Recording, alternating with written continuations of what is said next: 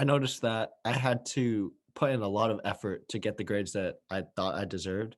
And sometimes some of these professors that I had, I felt that, they were a lot more difficult. They were, a lot harsher graders.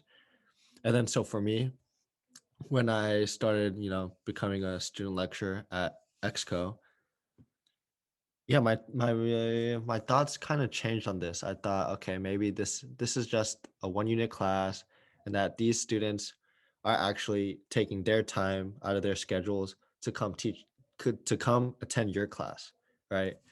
So, with that being said, I was like, okay, most of my assignments are going to be reflection and responses.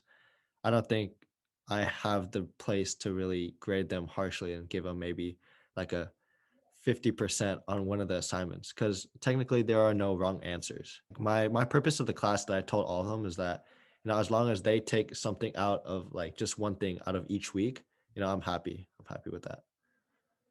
The thing with I did with my students, I even wrote it in my write up was really what I said from the get go with my students was I don't want to fail you because I know like what it looks like, how it feels, and you get that gut Mm. wrenching feeling when you look at the grade book and you see you have a D.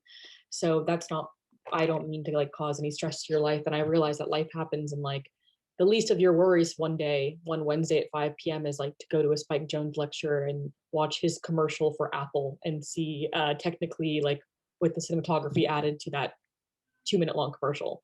And so I understand that. And I told them that I was just going to grade them off participation and kind of just like respect for the course.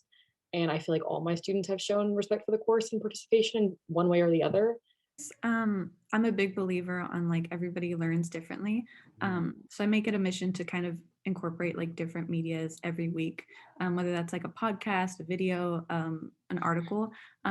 So participation is based on how they interpret that information. And I felt wrong, having a A through F like grading system, because who am I to like judge based on their personal, experiences, how they interpret that information.